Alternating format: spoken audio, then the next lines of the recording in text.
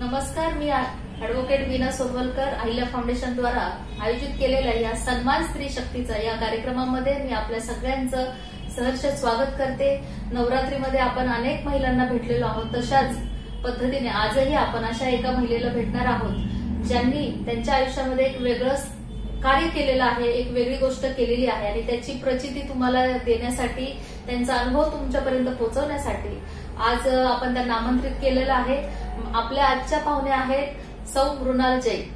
नमस्ते। नमस्कार। आज मृणालताईंना आपण या ठिकाणी बोलवलेलं आहे, त्याचं कारणच आहे की एक असा विषय आहे जो खूप कमी बोलला जातो, एक असा विषय आहे जो संपूर्ण समाजापर्यंत पोहोचला पाहिजे, एक असा विषय आहे ज्याची जागृती प्रत्येक समाजामध्ये, प्रत्येक घटकामध्ये, प्रत्येक जाती धर्मामध्ये व्हायला हवी, असा हा विषय आहे। आजचा आपला विषयच आहे प्रतिपालकत्व, ज्याला फॉस्टर केअर म्हटलं जातं। मृणालताई या फॉस्टर केअरशी संबंधित कार्य करणाऱ्या स्वनाथ फाउंडेशनच्या मेंबर आहेत। त्याचबरोबर त्या फक्त मेंबर नाही तर ते आयुष्य त्या जगतायत। त्यांच्या सोबत त्यांनी 2 मुलांना दत्तक घेतलेलं आहे। अशा एक वेगळ्या आईशी आज आपण भेटणार आहोत, त्यांचे अनुभव जाणून घेणार आहोत आणि त्यांच्या बोलण्यातून तुम्हाला एक चांगली प्रेरणा मिळेल, तुम्हाला एक चांगली गोष्ट ऐकायला मिळेल, वेळ आलीच तर ती इतरांच्या आयुष्यात उपयोगी पडेल अशी ही गोष्ट आहे। चला तर मग भेटूया मृणालताईंना। ताई नमस्ते।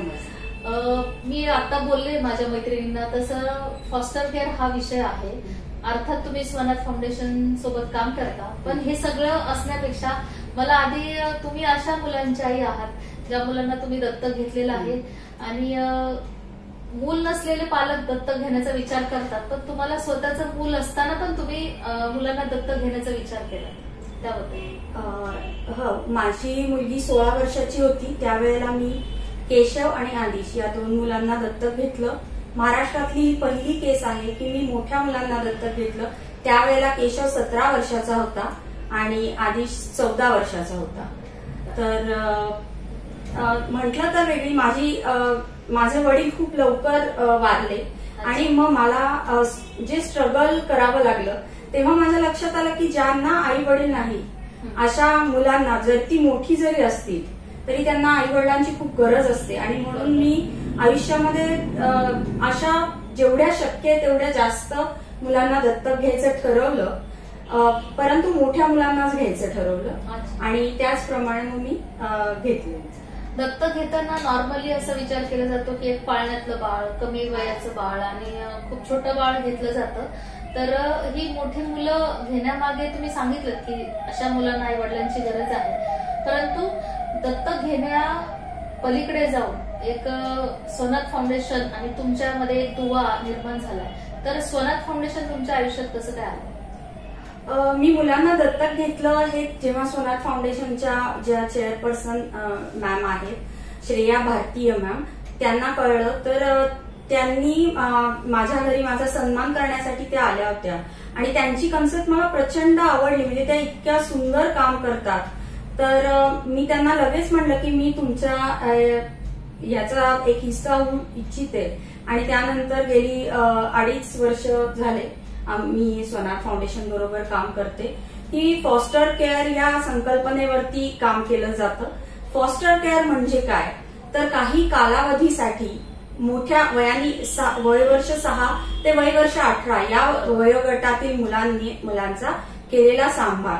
तर मग असा सांभाळ आपण कोणाचा करतो किंवा का करायचा, तर सगळ्यात पहिलं म्हणजे हे खूप पूर्वीपासून खरं तर आपल्या समाजात चालत आलंय। अडॉप्शन हे अतिशय लोकप्रिय झालं, पण फॉस्टर केअर तेवढं झालं नाही, पण त्याचा कायदा मात्र 1986 सालीच आलेला आहे आणि फॉरेन कंट्रीजमध्ये हे खूप प्रमाणात केलं जातं।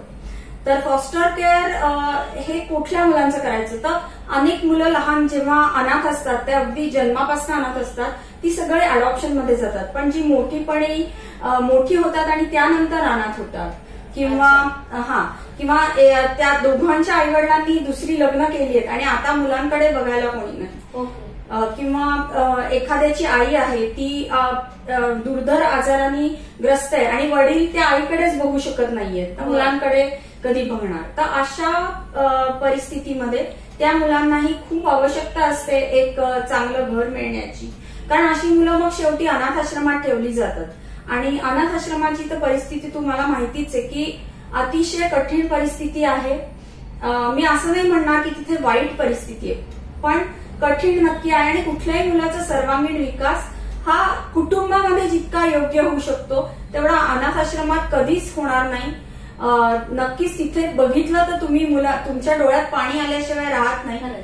तो आजचा विषय नाहीये खरं तर, पण ह्यासाठी फॉस्टर केअर आवश्यक आहे असं मला वाटतं. मला असं विचारायचं आहे मृणालताईंना की मुलं दत्तक घेण्याची जी संकल्पना आज समाजामध्ये माहिती आहे ती अर्थात छोट्या मुलांना दत्तक घेतलं पाहिजे, ज्यांना आई वडील नाही त्यांना घेतलं पाहिजे, परंतु तुम्ही जसं सांगितलं तसं मोठ्या मुलांनाही दत्तक घेण्यासाठी किंवा ह्या फॉस्टर केअर थ्रू घेण्यासाठी एक प्रोसेस असेल, तर ती काय प्रोसेस आहे त्याबद्दल थोडं?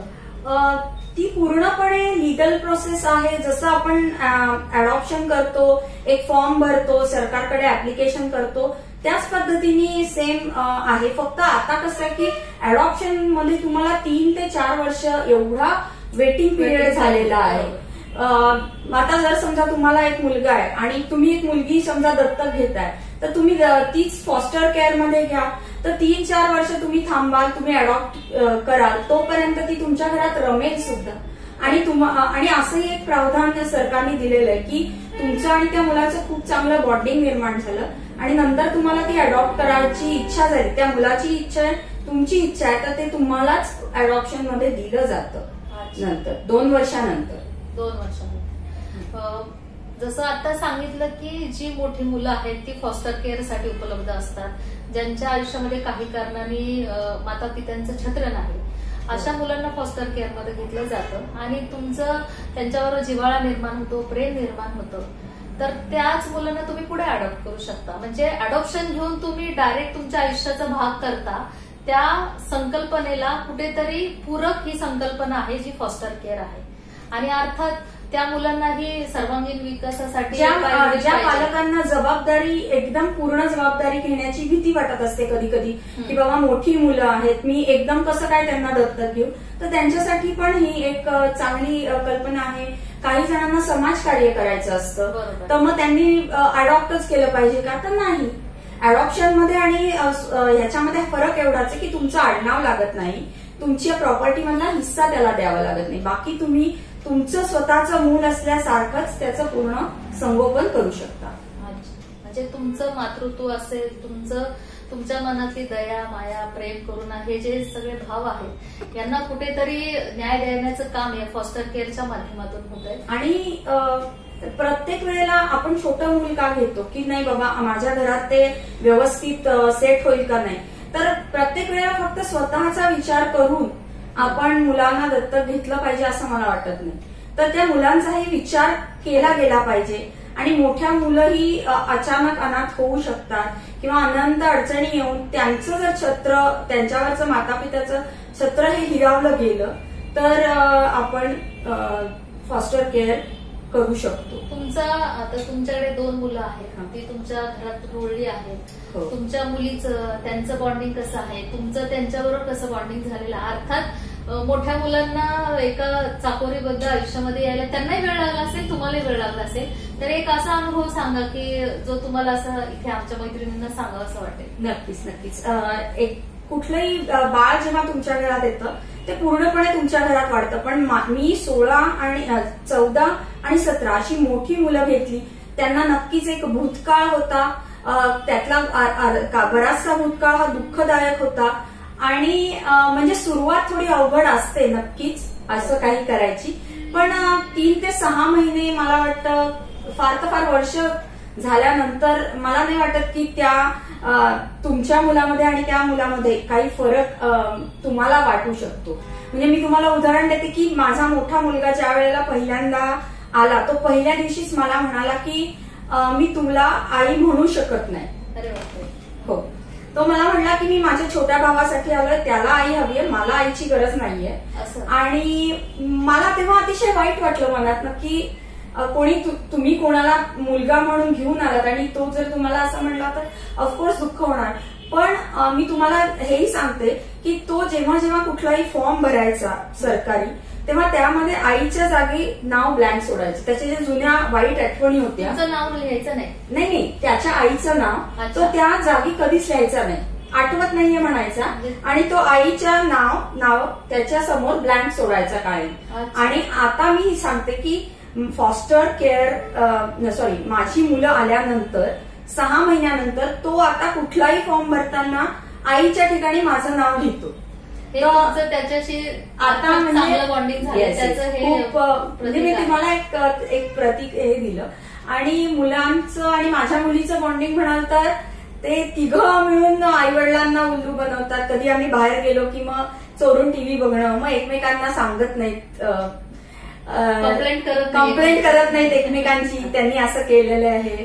किंवा येस, माझी मुलगी चांगला स्वयंपाक बनवते, तर ती कुठे तिला काय छोट्याला काही खावंसं वाटलं तर तो सांगत असतो की तुझी परीक्षा संपली ना ताई की मग हे बनव माझ्यासाठी. आणि ती अगदी प्रेमाने तेवढंच ते बनवून देते. आणि हेच जर रात्री समजा बाहेर जाऊन काही वस्तू आणायची की दूध आणायचंय बाबा, मी सांगितलं तू नवीन मला मुलांना सांगायला हे वाटायचं, तर मी मुलीला सांगायचे जा तू घेऊन ये. तर मग मुलगा म्हणायचा की नाही दीदी को मत भेजो, मैं लेके आता हूं. एकमेकांची काळजी घ्यायला सुरुवात केली. अतिशय काळजी घेतात, खूप प्रेमाने राहतात. बघा, तेवढंच भांडतातही. हा फॉस्टर केअरचा जो विषय आहे, हा दत्तक मुलांचा विषय आहे, फॉस्टर केअरचे हे 2 वेगळे विषय आहेत. पण या 2 विषयातून मृणालताईंच्या आयुष्यामध्ये एक चांगली नांदी आलेली आहे.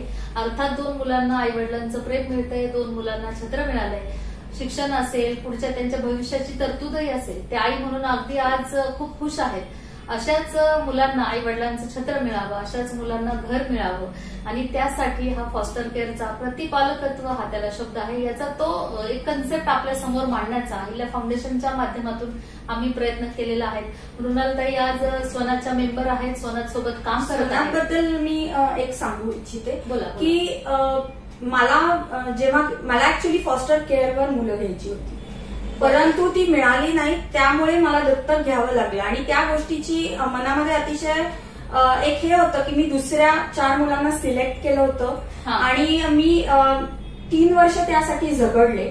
आणि त्यानंतर ज्या वेळेला मला सेंट्रल गव्हर्नमेंट कडनं लेटर आलं की त्या मुलांची इच्छा नाहीये तुमच्या घरी फॉस्टर केअरला जायची, पण खरं तर ती इच्छा होती. तर याचं कारण होतं की त्या काळी सरकारमध्ये फॉस्टर केअर याविषयी एवढी जागृती म्हणजे सरकारमध्ये जागृती झाली नव्हती, परंतु आता ती झालेली आहे. ती स्वनाथ मुळेच झालेली आहे. आम्ही 13 राज्यांमध्ये आतापर्यंत काम केलेलं आहे. पूर्ण देशभर आम्ही हे काम करतो. 13 राज्यांमध्ये आम्ही एक ठोस काम केलेलं आहे. महाराष्ट्रात तर आमचं मेन ऑफिस असल्यामुळे मेन काम आमचं महाराष्ट्रात चालतं. त्याच्यामध्ये मी कोअर कमिटीमध्ये आहे. आता सध्या पुण्यामध्ये मी काम बघते. आणि सध्या सरकारी यंत्रणांना समजून सांगणं, समाजामध्ये त्याची जनजागृती निर्माण करणं, असं सर्व बाजूंनी आम्ही ते काम करतो. मला माझ्या मैत्रिणींना जे प्रेक्षक आम्हाला बघतायत त्यांना सांगायला आवडेल की स्वनाथ फाउंडेशनची वेबसाईट आहे. तुम्ही या दृष्टीने विचार करत असाल, तुमच्या आजूबाजूची, तुमच्या परिवारातली, नातेवाईक, मित्रमंडळी यांना अशा मुलांना जर घ्यायचं असेल, फॉस्टर केअरमध्ये घ्यायचं असेल, तर नक्की त्यांनी या मुलांसाठी स्वनाथच्या वेबसाईटवर गेलं पाहिजे. स्वनाथ हे 18 वर्षाच्या आतील मुलांसाठी काम करते. 6 वर्ष ते 18 वर्ष त्या मुलांना घर मिळावं हा त्यामागचा हेतू आहे. तर अशाच समाजातल्या वंचित घटकांना आपण आपल्यात सामावून घेऊया. या नोटवर मी अहिल्या फाउंडेशन कडनं आपले आभार मानते. तुम्ही आलात ताई, खूप चांगली मुलाखत दिली, खूप चांगला वेळ दिला. खूप विषय मोठा आहे, बोलण्यासारखं खूप आहे, परंतु अगदी थोडक्यात आपण मोजक्या शब्दांमध्ये विषय मांडला, त्याबद्दल आपले खूप खूप मनापासून आभार. आपण खूप धन्यवाद. मला आज इथे बोलवलं तुम्ही, आणि अहिल्या फाउंडेशनचं तुमचं मी खूप प्रति आभार व्यक्त करते. धन्यवाद.